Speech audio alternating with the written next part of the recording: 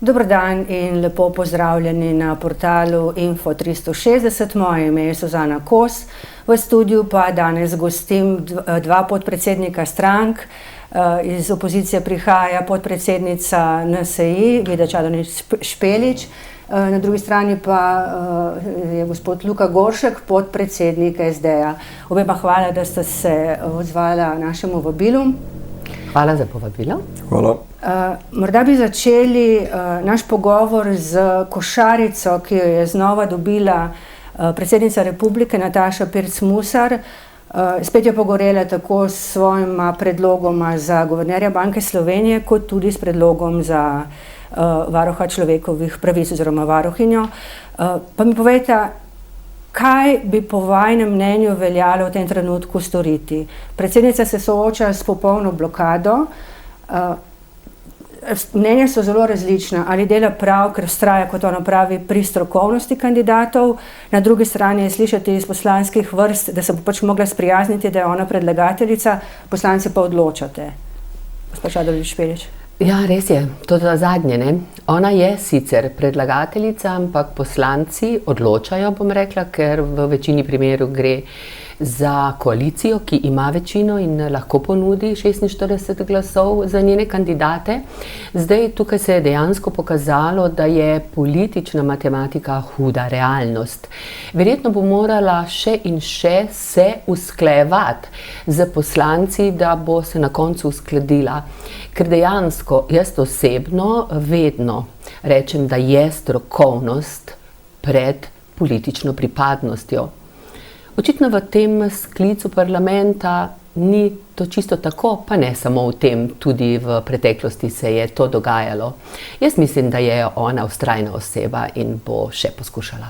Gospod Goršek, mogoče bi se tukaj navezali tudi na vprašanje ustavnih sodnikov. Petim ustavnim sodnikom bo poteklo v prihodnjih mesecih bo potekal mandat. Nekateri menijo, recimo gospod Krivic je zapisal, da bi morala predsednica vztrajati pri nazorsko uravnoteženem ustavnem sodišču. Kakšno je vaše mnenje o tem? Ker vi ste rekli, strokovnost, se pravi zagotovo bo izbirala strokovne kandidate, o tem verjetno ni dvoma, kaj pa nazorska usmerjenost? Ja, v bistvu če sem čisto odkrit, me malo zmrazi, ko govorimo o nazorsko uravnoteženem ustavnem sodišču. Prvotno mora biti v bistvu strokovno podkovano in v bistvu res najbolj strokovno, kar je možno, kar imamo, moramo imenovati za ustavne sodnice in sodnike. Jaz tudi mislim, da predsednica Republike stremi k temu glede imenovanja varuhinje oziroma varuha človekovih pravic in pa tudi pri guvernerju oziroma guvernerki Banke Slovenije. Zdaj, jaz upam, da se ta dvoboj med KPV-jem in pa predsednico Republike ne odraža zdaj tukaj v tem primeru kot v praksi. V tem dvoboju sodelujete tudi vi, kot koalicijska stranka. Mi imamo sicer 7 glasov samo pri tem. Predsednici ne morete očitati, da je predlagala nestrokovne kandidate. Glih to sem hotel omeniti. Jaz verjamem, da predsednica stremi k temu, da se v bistvu najbolj strokovne kandidate in kandidatke imenuje na ta položaj. Zato v bistvu tudi deloma malo obžalujem ta ping-pong v bistvu zdaj med državnim zborom in pa med predsednico Republike, ker v bistvu s tem nastaja res gromozanska škoda, ki kaže na to, da v bistvu nekateri akterji očitno niso še dovolj zreli za neko najpomembnejše odločanje. Nekateri akterji so pa kdo? Oba? Vsak si naj ustvari sam mnenje, na koga tukaj mislim. Si ne upate odgovoriti ali pa nimate vašega vsi razumemo, mate, verjetno jih je več teh akterjev. Jaz sam nisem toliko pec v to, da bi jih lahko zdaj direktno poimenoval, ampak vemo, kdo je tukaj najbolj v teh dvobojih aktivni. Jaz bi rada pri ustavnem sodišču opozorila na eno stvar, ki se je zgodila v preteklosti. Ko je koalicija KUL blokirala imenovanje profesor Kranjca za ustavnega sodnika. Jaz mislim, da so takrat pravzaprav na nek način pljunili v obraz pravu.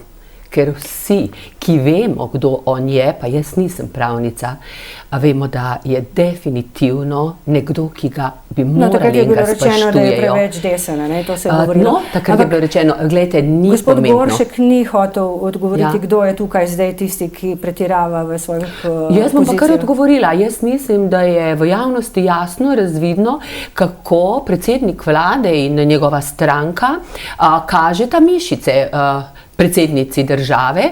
S tem je treba priznati, da na nek način tudi obe koalicijski stranki pri tem sodelujeta, vendar, če Svoboda odloča tako rekoč o vsem v tem trenutku v tej državi in tudi strokovnost tolmači po svoje, je tudi ona kot največja stranka v parlamentu, ne pozabimo, še nikoli ni bilo tako velike stranke v parlamentu, tudi najbolj odgovorna oziroma soodgovorna, in te odgovornosti se oni tudi na volitvah ne bojo mogli izogniti. Bi mogoče rekli še kakšno o dogajanju v parlamentu. Bili smo priča interpelacije o delu vlade, ki jo je vložila SDS. Zaradi laži, kot pravijo, predsednika vlade glede sprememb zakonodaje na pokojninskem področju izpred več kot 10 let.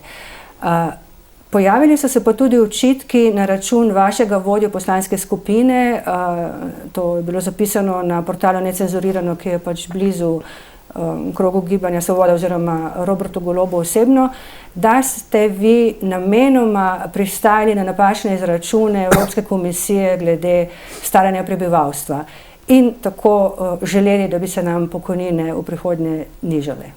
Jaz mislim, da kdor je pri zdravi pameti v tem trenutku pozna Janez Cigler Kralja, pozna Novo Slovenijo in naš program, lahko jasno vidi, da gre tukaj za laž in za podtikanje. Ne smemo pozabiti, da se številke skozi leta spreminjajo. Od takrat je minilo več kot 3 leta. Ne pozabimo, da so takrat pristali na tiste številke, ki so jih pač analitiki prinesli na mizo. Zato, da bi dobili veliko denarja iz Evropske unije. Šlo je za 2,5 milijarde. Jaz bi rajši vprašala, ali bojo tisti, ki so blizu tej vladi, ki to očita, dejansko ta denar sploh znali uporabiti. Za zdaj ne kaže najbolje. Da dopolnim še to vprašanje, kolegi na Necenzurirano so zapisali, da so na ministrstvu, ki ga je vodil v času vlade Janeza Janše, gospod Cigler Kralj, opozarjali strokovni sodelavci, da te izračuni niso pravilni. Kaj se dogaja? Upam, da imajo kakšen dokaz za to opozarjanje. Glejte, kolegi na Cenzurirano, pa tudi v drugih medijih še marsikaj povedo ali zapišajo. Oprostite, jaz mislim, da v tem trenutku kroži v Sloveniji o politiki in o politikih veliko laži. En kolega mi je pred časom dejal, ko sem ga opozarjala, da nekaj ne drži, da je v bistvu stvar interpretacije, kako pač interpretirati stvari. Ta teden so bile objavljene nove javnomnenjske raziskave, objavil jih je časnik Dnevnik. Zame so precejšnje presenečenje, niso zaznale afere Karigador, to je brezplačnega dopustovanja predsednika vlade pri znanem poslovnežu Tomažu Subotiću. Vas je to presenetilo? Ali se je tukaj pokazalo, to sem jaz že prejšnji teden razpravljala, dejansko smo bili priča v tem primeru kar nekaj dnevnem molku večine medijev, razen komercialne televizije Pop TV? Jaz v poročanju medijev, mislim, ne bi rad tega komentiral, ker nisem v funkciji, da bi lahko to naredil, ampak kar se tiče... Seveda se ne smete zameriti medijev? Ne, niti ne. Jaz sem mnenja, da politika nima kaj v bistvu komentirati dela medijev, in niti ni korektno. Ampak kar se tiče javnega mnenja, jaz mislim, da moramo pogledati v bistvu javno mnenje celotnega mandata. V tem momentu se mogoče to ne kaže, se bo pa potem to kazalo v bistvu še skozi čas, sploh če bo KPK odločil, da je šlo za kršenje integritete. In če pogledamo javno mnenje nekje aprila 2022, v kakih rejtingih v bistvu smo štartali v to vlado in kje smo zdaj, v bistvu to dokazuje, da nekatere stvari, naprimer tako je ta afera, so vplivale na rejtinge ali vlade, ali dela državnega zbora in pa posameznih strank.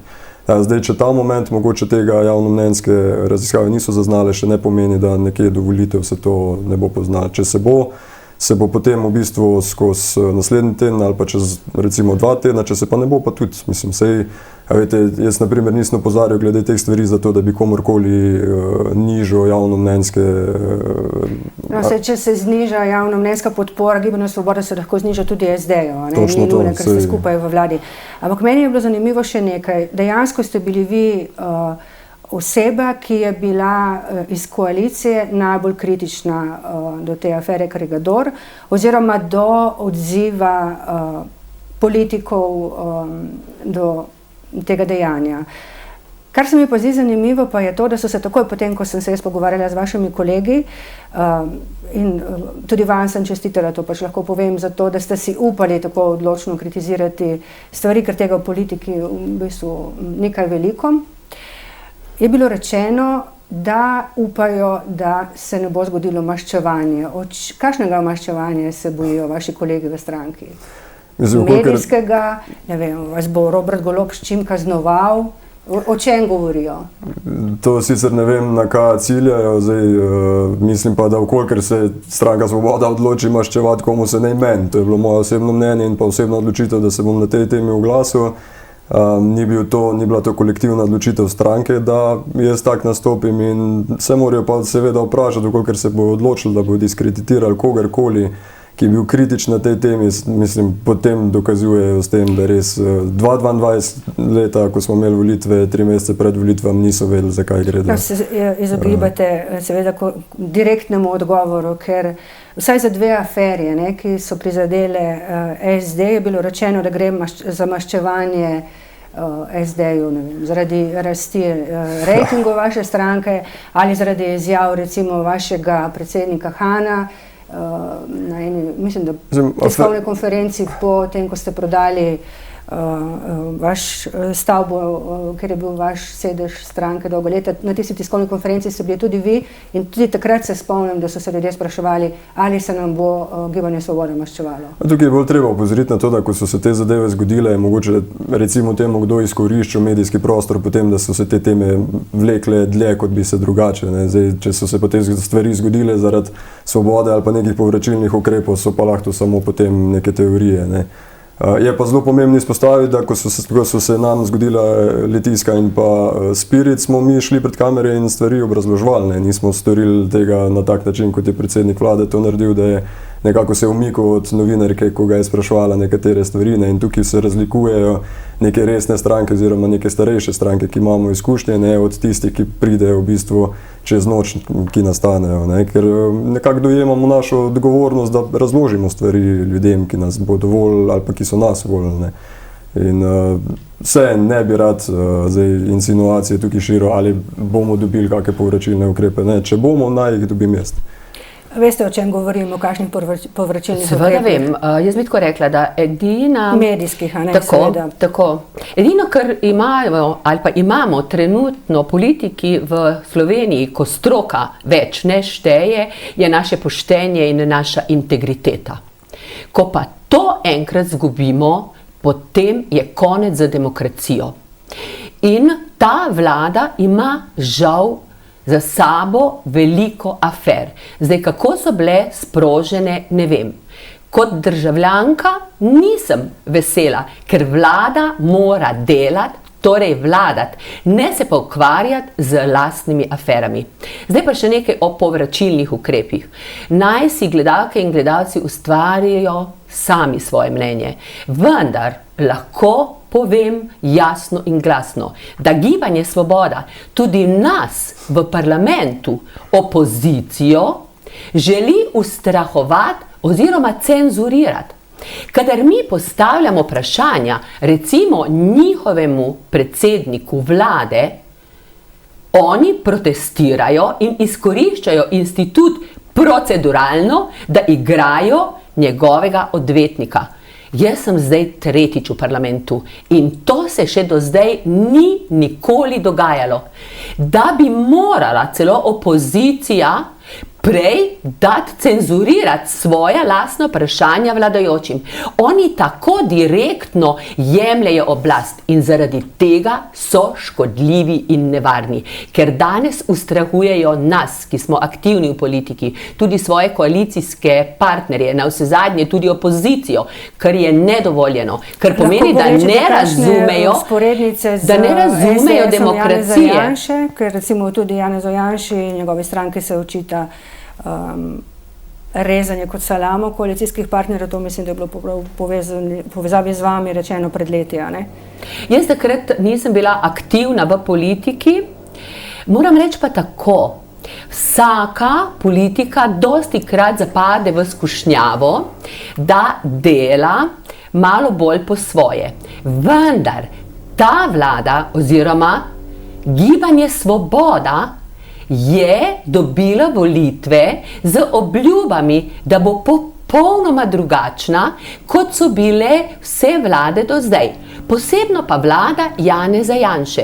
In vse, kar je obljubljala, se je zdajle pokazalo, da je bila laž. In to je pa tisto, zaradi česar moramo biti volivci zaskrbljeni. Ne verjemite na besedo, verjemite na dejanja. Ali ne volite novih obrazov, ker vas vedno znova žene prepeljejo preko vode. Dali ste mi 2 istočnici, pa bom najprej začela z temi podatki, ker ste rekli, ne volite novih obrazov.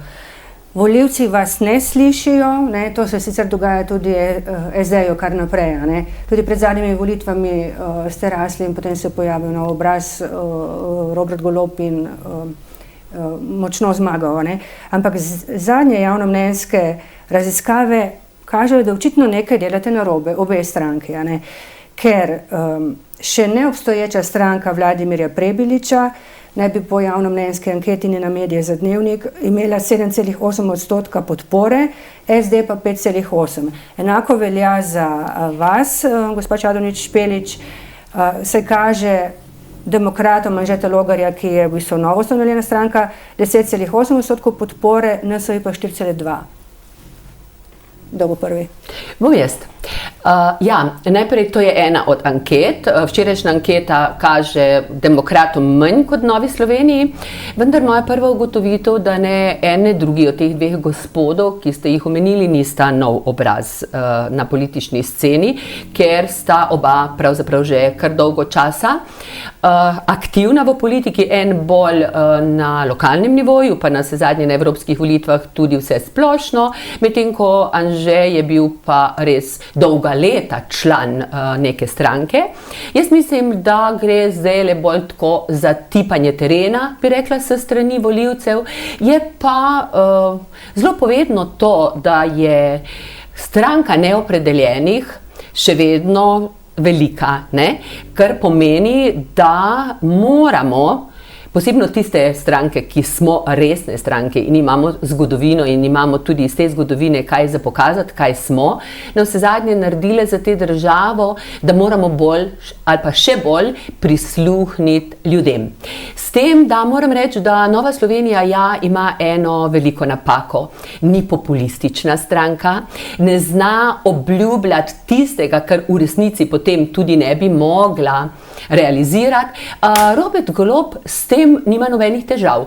On reče, še zdaj vlada dela dobro. Še več, on reče, da je ta vlada naredila več, kot so prej naredile vlade v 20 letih.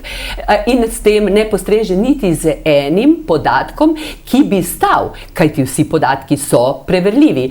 In ljudje v tej državi ne živijo bolje, ampak živijo slabše. Naj pogleda, kakšno podporo ima ta vlada. Nizko podporo ima, ampak on kljub temu ljudem laže, bom kar tako rekla. To je pač vse stvar interpretacije, ne? To sem rekla že prej. To je moja interpretacija krščanske demokratke. Gospod Goršek, še vi povete, kaj delate narobe? Ste morda preveč poslušni v koaliciji, da v bistvu vašega glasu, vašega mnenja, tudi sami ste rekli na začetku, imamo samo 7 poslancev, ne? Ja, mi v bistvu imamo to mantro, da moramo biti predvsem državotvorni, ne, ampak to je pa ena stvar, ki mene dejansko potem moti, ne. Mi smo potem nek steber nekim liberalnim vladam, smo državotvorni, poskušamo nekako čim bolj funkcionirati tako, da v veliki meri poskušamo končati mandat, da smo čim bolj produktivni, ampak potem, ko imaš novo nastale stranke znotraj, ki se eno leto v bistvu lovijo, ne, v bistvu se učijo, kako vladati, ker v bistvu si izbirajo ljudi, ki jih ne poznajo, ki jih v bistvu poberejo po medmestnimi svetniki, ki načeloma nimajo nekih večjih izkušenj v politiki. In potem ponavadi mine pol mandata, ko nekako začnemo dejansko potem realizirati ali pa poskušati implementirati zadeve, ki smo jih obljubljali pred volitvami. In SD-ju enostavno volivci to zamerijo, ne. Zamerijo nam to verjetno, da smo bili v velikih vladah, zamerijo nam verjetno tudi to, da smo premalo odločni. Ampak konc koncev, a veste, vse odgovorna politika ni samo tako, kot je rekla Vida, populistična. Vi nikoli še niste upravili neke razprave. Jaz se spomnim po volitvah, ko je odstopil gospod Pikalo kot podpredsednik stranke, ker je rekel, dajmo narediti neko dobro analizo, kaj se nam dogaja. Ne? Jaz toliko kot poznam, v bistvu neke analize niste naredili. Ne vemo, kaj se nam dogaja. Dogaja se nam taktično glasovanje. Ljudje, ki pogledajo, mislim, segment antijanšizma je še vedno zelo močen. In tudi, naprimer, zakaj se mogoče Svobodi ne pozna toliko na javnomnenjskih rezultatih, je to zaradi tega, ker ljudje, ko pogledajo, kdo je tisti, ki je potencialno možen, da premaga Janeza Janšo, tisti bo imel tudi največ možnosti, da v bistvu zmaga oziroma sestavlja naslednjo vlado. Po čem, recimo, če bi jaz vprašala nekoga na ulici, po čem si zapolni SD v tem mandatu, kaj bi bilo? Pa bom še dodala eno vprašanje, na katerega se lahko naveže tudi vi, gospa Čadonič Špelič. Preden je bilo glasovanje o poročilu Rezarjeve komisije, so meni poslanci, tako iz SD-ja kot iz Levice, govorili, da tako idiotskega, prav takšne močne besede so bile uporabljene, poročila in sklepov ne morejo podpreti. In potem se je zgodilo, kaj? Nekateri vaši kolegi so podprli, zdaj za Levico se ne spomnim, se je zdržali, ali kaj, skratka, niso bili sposobni zagovarjati stališč, ki so jih govorili neuradno, novinarjem. To je eden izmed največjih lovov na čarovnice, ki se že v bistvu vleče 4 leta. Sej Boštjan Lindav, Tatjana Bobnar in še marsikdo drug, ki je bil odstavljen, je bil v bistvu degradiran tudi že v Janševi vladi in to se od takrat vleče do danes. Zdaj, kako so posamezniki glasovali, naj to utemeljujejo oni sami, jaz svoje mnenje sem povedal. Kako si to razlagate? Mislim, tako jaz vem, kaj se je dogajalo, potem, ko so izjavljali, da ne bodo podprli. Verjetno so si po svoje interpretirali to poročilo, ampak jaz mislim, da res tako poročilo ne bi smelo nikoli biti potrjeno. To je totalna degradacija stroke, ki bi jo mogli v bistvu na najvišje funkcije imenovati. Pa ne samo zdaj pri policiji, sej take stvari se desetletja že dogajajo, tudi na Fursu, pa kje drugje. In jaz mislim, da če smo videli, kaj se je dogajalo v Janševi vladi, bi tukaj mogli res stopiti na bremzo, glasneje opozarjati na to degradacijo. In si res ti ljudje ne zaslužijo tega, kar jim je tudi ta vlada v bistvu naredila. Se tudi ovadbe, gospod Lindav, Boštjan Lindav ni doživel, ker si očitno gospod Rezar ni upal podati kazenske ovadbe, čeprav je državni zbor oziroma koalicija tak sklep sprejela. To poročilo je pravzaprav sramota za državni zbor in sramota za pravno stroko, pa tudi sramota za politiko. Ampak očitno se ne strinjajo vsi z vami, ne? Ne vem, kako se strinjajo. Kot sem povedala, so ga v koaliciji podprli. Glede, jaz sem dala svoje ločeno mnenje in na tisto mnenje sem ponosna in za njim stojim. Tu je šlo več kot samo za politično obračunavanje, šlo je pravzaprav po moje tudi za kršenje človekovih pravic. Je pa to način, kako deluje stranka Svoboda. Če se ji upreš, dobiš povračilne ukrepe. In bojim se, da so zagrozili tudi poslancem obeh manjših koalicijskih strank z kakšnimi povračilnimi ukrepi, pa tega ne trdim, jaz sem samo rekla, da se bojim, ker tudi tle lahko pa prav na glas povem, da sem bila osebno nekoliko razočarana, ker sem mislila, da bojo zmogli pač toliko hrbtenice in poguma, da bi se na nek način uprli temu delovanju Svobode in da bojo glasovali proti ali pa se vsaj zdržali. Ampak na koncu je rezultat enak. Nekdo je vendarle ugotovil, da je kriva ovadba tudi lahko ovadba oziroma kaznivo dejanje, posledica, da je gre posledično tudi lahko za ovadbo in zdaj so se na nek način ustavili. Zdaj, ko so naredili veliko škode najprej vsem akterjem v tej zgodbi, na vse zadnje tudi politiki v javnosti, ampak jaz pravim, hvala Bogu, da so se zdaj ustavili in upam, da bomo zdaj prenehali se ukvarjati z dvema človekoma, ki dejansko v tem trenutku nimata nobene moči in da bomo šli dalje, tako kot se politiko spodobi. Lahko samo interveniram na tej točki, ker se v bistvu pogovarjamo, kot da v bistvu nekdanje Janševe vlade, ki je odprla to Pandorino skrinjo z degradacijo nekaterih funkcionarjev, kot da je ni bilo. Prej pri aferah ste govorila, tu moram vseeno omeniti, mislim, v Janševi vladi smo imeli vsak teden novo afero, njegov brat je posloval z Ministrstvom za zunanje zadeve, potem smo imeli afero z Vizjakom, pa lahko bi našteval 1 uro, v bistvu res pri vseh aferah, ki so se dogajale in zlorabil v bistvu položajev. In Pandorino skrinjo še enkrat je odprl Janez Janša v prejšnji vladi in del te vlade ste tudi bili vi.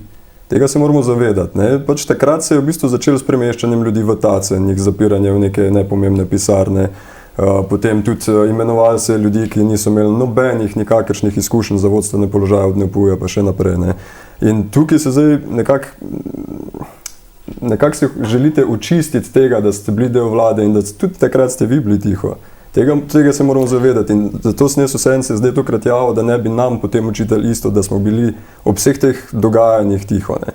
Tukaj, če lahko še apropo policije rečem, ne, če je vaša vlada, tretja vlada Janeza Janše, obračunavala z ljudmi v policiji in jih spravljala v tacen, mi pravijo zdaj poznavalci tega področja, da je pa ta vaša vlada glede tega malo bolj spretna, ker je vse te oporečnike ali pa te, s katerimi hoče v bistvu obračunati, razmestila po različnih krajih Slovenije, tako da ne morejo stikati glavo in kovati maščevanja, kot se je to dogajalo v času vaše vlade. Jaz bi rada odgovorila z stavkom gospoda Lindava. Rekel je, da to, kar je začela Janševa vlada, seveda v policiji, nadaljuje in to zelo močno nadaljuje Golobova. In vendarle Janševa vlada ni ljudi kazensko preganjala in segala res v njihove. Kasneje, morda kasneje. To ni res, da jih ni. In zelo surovo so obračunavali na tak način. In to ni prav. Obračunavati za strokovnjaki v sistemih, katerimkoli sistemu, posebno ne pa v takšnem, kot je policija, ni prav. Verjetno se bova midva oba strinjala, ker sva na začetku rekla, da mora najprej biti stroka na prvem mestu. In če mi govorimo res o strokovnih sistemih, ki pa so tudi represivni organi, kot je na primer policija, potem je zastrašujoče. So zastrašujoči vsaki posegi v policijo in tudi v druge organe.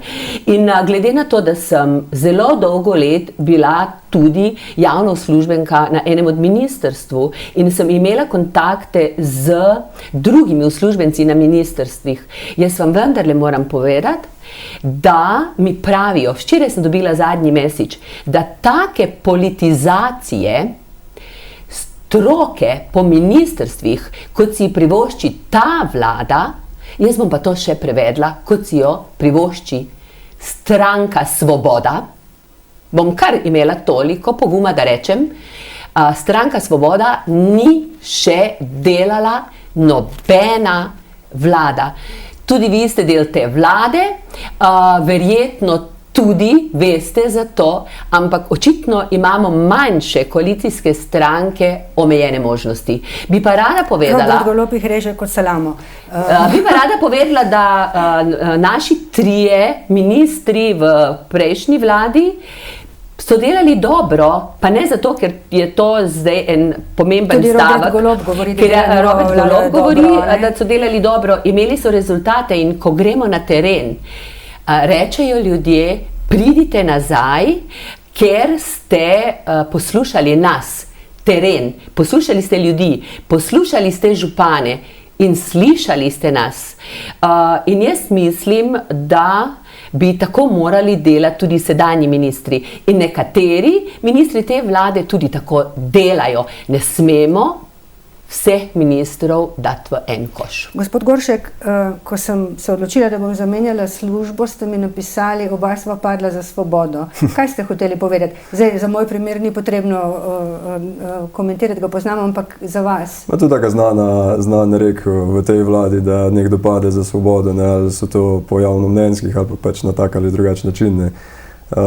Jaz mislim, glede na to, da sem bil dosti kritičen do vlade že od samega začetka, ne, v bistvu se vem, v delovnem podcastu ste mi takrat rekla, da v bistvu je prišla neka informacija, da sem mogel iti iz kabineta ministra Hana, jaz za to ne vem, ne, ampak jaz se potem hecam, da sem padel za svobodo, ker niste bili edina, ki ste mi to informacijo dali, ampak jaz sicer mislim, da mi z ministrom smo se takrat sporazumno razšla, zaradi tega, ker če napadam vlado, ne morem biti del vlade, ne, in zaradi tega sem jaz potem prišel. Razlog, da ste morali oditi iz ministrstva Matjaža Hana, ne bi bilo vaše kritično tvitanje o vladi. Lahko jaz dopolnim nekaj.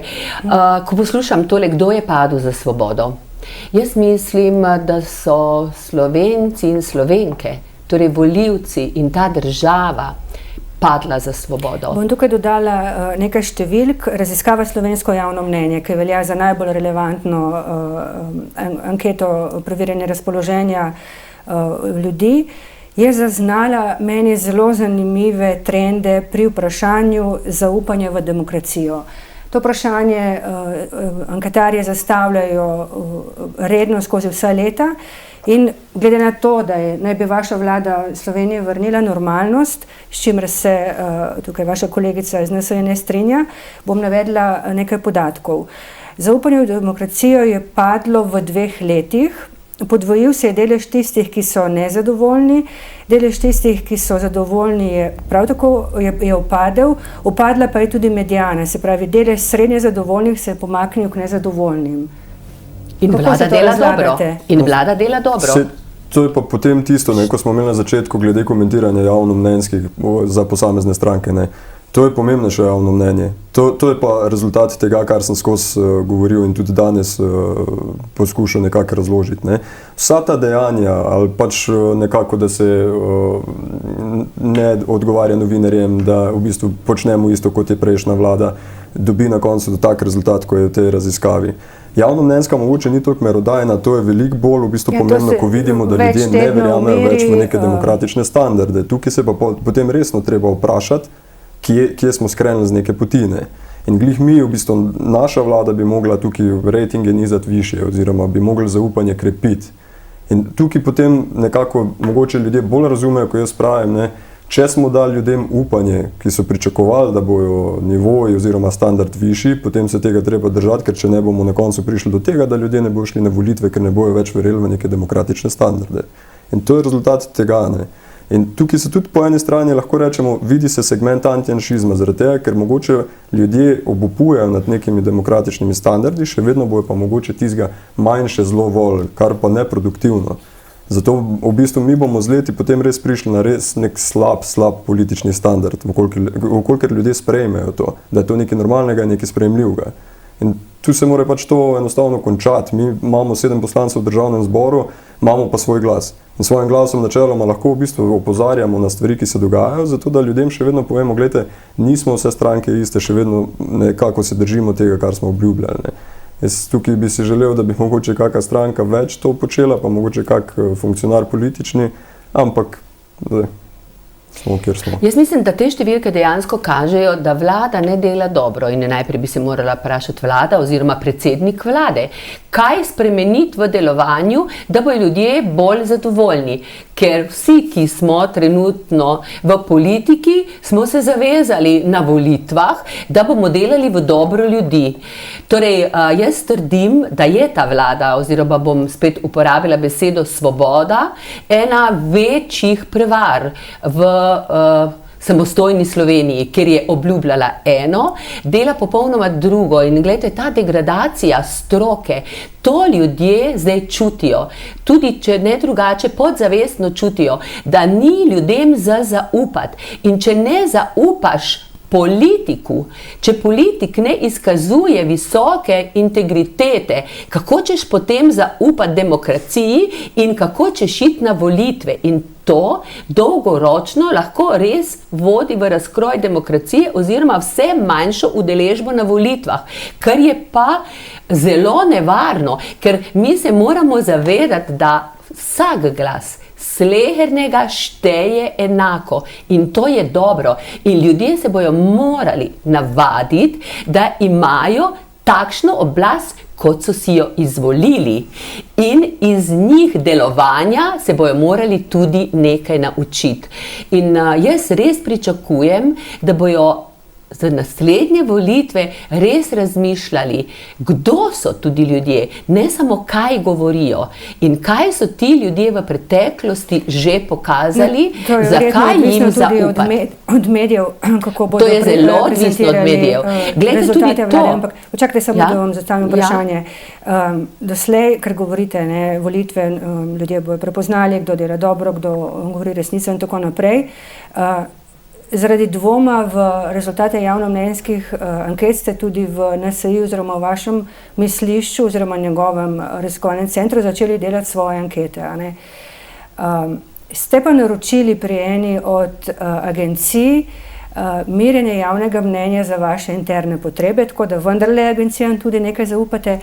In me zanima, če je mogoče ta sprememba v retoriki z Janezom Janšo v vlado pa ne, vsaj jaz jo zaznavam, tako pri gospodu Toninu kot pri gospodu Vrtovcu, vašemu kolegu, podpredsedniku stranke, da je to rezultat preverbe javnega mnenja oziroma vaših podpornikov, ki menijo, da morate, mislim, da je okrog 60% odgovorilo, da pač vlada Janeza Janše in NSI da. Glede, vi ste že uporabili en dober stavek, vse je stvar interpretacije. Mi smo svojo anketo naročili zaradi naše stranke, ne zaradi drugih strank, zaradi tega, ker se zavedamo, da moramo nekaj narediti, da bo tudi naš rezultat boljši. Zakaj pa mi rabimo dober rezultat?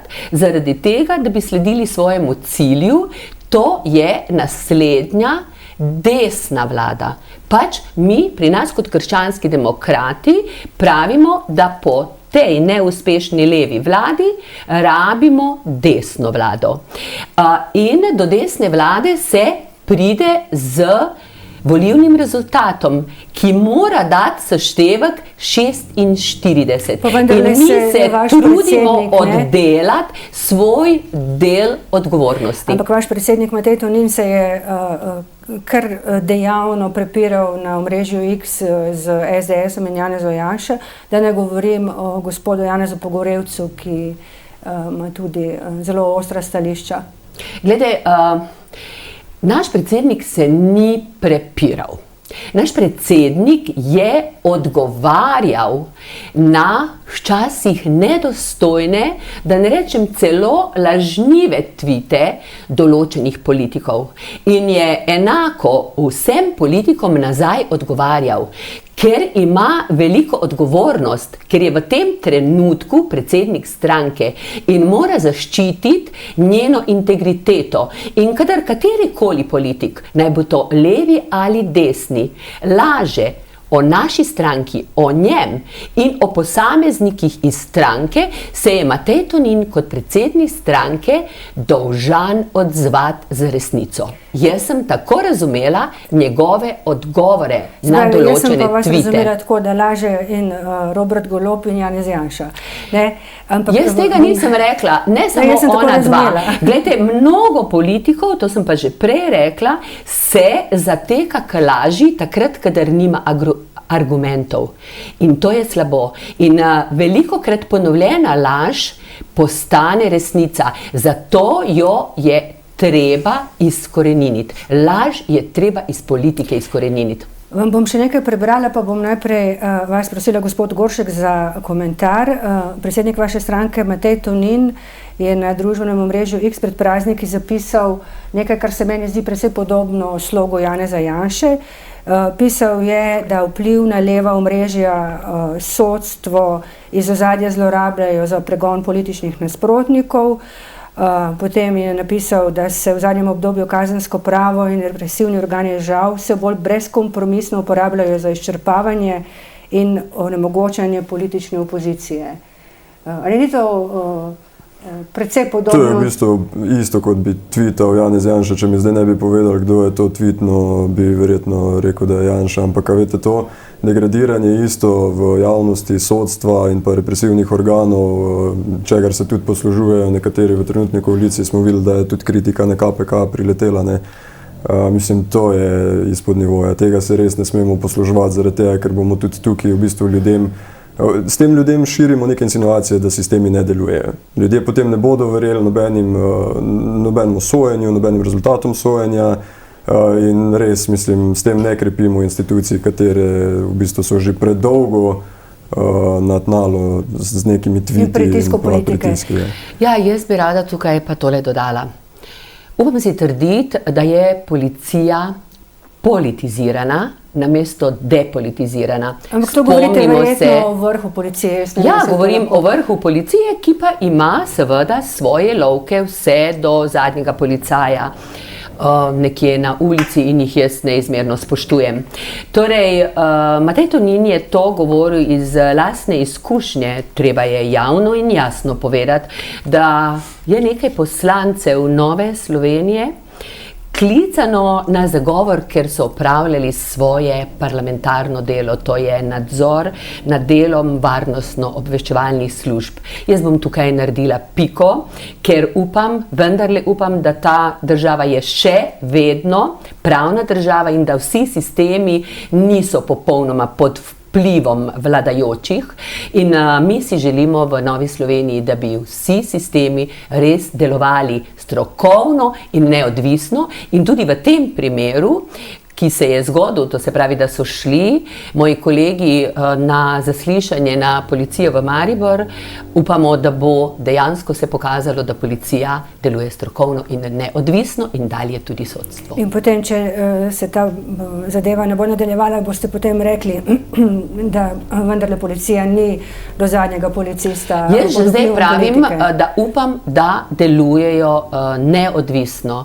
Ne bi rada odpirala zelo grdih vprašanj v zvezi z delom policije ali pa izdajanjem javnih podatkov oziroma tajnih podatkov javno, ne? Vi ste sami prej omenili gospoda Rezarja. Najbrž tudi vsi veste, da sem bila jaz tista, ki sem pisno obvestila pred obravnavo poročila predsednico Državnega zbora, da se bojim, da so v tem poročilu tajni podatki, ker nisem našla nikjer dokumenta, da bi bila tajnost teh podatkov umaknjena. Umakni jih pa samo lahko tisti, ki gor da tajnost. Kar se je naknadno potem po 10 ali 14 dneh tudi zgodilo. Torej, direktor Sove je potem čez 14 dni umaknil tajnost iz podatka, ki je bil na veliko objavljen v javnem poročilu. Objavljena je bila tudi piramida, struktura delovanja Sove. Torej, to je zame nedopustno. In nišče nič. Me prav zanima, če bo ta ista policija naredila po uradni dolžnosti to, kar je delala zdaj v primeru mojih kolegov poslancev. Samo to. Enake, strokovne in neodvisne vatle si želimo. Gospod Goršek, tudi vaš predsednik se je oglasil na družbenem omrežju, zapisal je sicer nekaj v zvezi z referendumom 11. maja, edina stranka koalicije pozivate, naj se ljudje udeležijo referenduma in zakon podprejo. V tem zapisu pa je omenil tudi nekaj, kritiziral je razklanost politike. Zdaj, seveda bi to lahko razumeli, da podaja roko čez tole mizo do NSI-ja, naprimer, bili ste že skupaj v vladi. Ne vem pa, če je dejansko v tej razklanosti možno sploh kaj takega, da dobimo vlade, ki bi bile malo bolj levo-desno raznolike, pa vam bom povedala zakaj in vaju bom vprašala tudi za vajno mnenje. V parlamentu bo sedaj obravnava zakona oziroma novele, da se lahko tudi samske ženske in ženske v istospolnih zvezah umetno oplodijo. Predvidevam, da ste vi proti temu. Da. Zakaj pa? Glede, mi vendarle na prvo mesto kot krščanski demokrati postavljamo družino, ki jo sestavljata oče in mati, ker je to najbolj naravno. Najbrž si moramo vsi priznati, da še vedno tudi prosto po Darwinu. Medicina ni omogočala. Prosto po Darwinu vemo, da rabimo za oploditev in za nastanek novega življenja, torej moškega in žensko v primeru tem očeta in mater. Zato mislimo, da si vsak otrok najprej zasluži družino, ki je oče in mati. To ne pomeni, da mi idealiziramo to družino tam, kjer prihaja do napak v tej družini in kjer ni možno živeti. Skratka, samo po naravni poti oziroma moški ženska. Kaj pa vi, gospod Goršek? Srčno upam, da se zavedamo, da v bistvu tudi ta ideal družine, ki ga vi zdaj v bistvu promovirate, moški, ženska, da se v teh družinah tudi dogajajo stvari, kot je v bistvu od nasilja nad ženskami do tega, da so otroci seveda tudi nesrečni v takih družinah. Ni pogoj, da bo otrok srečen in da bo nekako živel v harmoniji, če bo imel očeta in mamo, ljubezen nima meje, definitivno lahko mami ali pa očeta ravno tako normalno vzgajata otroke, mu nudita ljubezen. In jaz tudi mislim, da ne nazadnje tudi papež rekel, ne, kdo je on, da bi sodil o temu, kdo se lahko ljubi in kdo je lahko ta celica, kot je družina. Ne. In tako da ja, seveda podpiram to, da si lahko ženske v bistvu ustvarijo družine na tak način. Skratka, koalicije med vami ne more biti? Glejte, to je eno od vprašanj, kjer imamo vsak pač svoje stališče. Vi ne pozabite, da smo mi krščanski demokrati, da mi vendarle gradimo na krščanskih vrednotah. In krščanska vrednota za nas je, kot sem rekla, družina. Se pa strinjam, da ljubezen nima meja in mi nikogar ne obsojamo. Vendar povemo svoje mišljenje, da je tako, kot je za spočetje otroka pomembno, da sta oče in mati, to se pravi moški in ženska, da je za otrokov razvoj najboljše, če lahko, da otrok živi v normalni dvospolni družini. Obsojamo pa vsako nasilje v družinah in o tem seveda tudi ni govora, tako je. Jaz bi vas za konec vprašala samo še nekaj. Oba, pa dam najprej besedo vam, ker sem starejša. Recimo, no. Ali se vam zdi 3-dnevno žalovanje ob smrti papeža pretirano? To, kar je napovedal gospod premier. Ne. Upam, da je to narejeno z iskrenimi nameni. Jaz osebno bom žalovala še dlje, ker mi je bil res za vzgled in upam, da imamo že gor pri Bogu enega velikega priprošnika in želim si, da bi se ne samo slovenski, ampak vsi politiki zgledovali po njem oziroma da bi zdaj, ko ga ni več med nami, dejansko slišali njegov glas. Tukaj smo si pa zelo enotni, ne? Pokojni papež je res bil spoštovanja vreden človek. Nisem vas vprašala tega, meni zanima samo to, če se vam zdi pretirano 3-dnevno žalovanje. Nekako se ne bi s tem obadil zaradi tega, ker ne bi rad zdaj nekih družbenih konfliktov razvijal, ampak verjetno gospod premier tudi hoče malo v bistvu onkraj političnega pola malo pogledati, če lahko še kak rating si tam dvigne. Ne podaja roko na to stran. Ja, samo volivcem, potencialnim volivcem. Imel pa še veliko priložnosti, da poda roko vsem. Noben ne bo škodovan zaradi tega, ker bo 3-dnevno žalovanje. Dobro, bomo na tej točki končali. Jaz se vama zahvaljujem za to, da ste se odzvala vabilu v naš studio. Vam pa hvala za pozornost. Vidimo se spet čez 7 dni.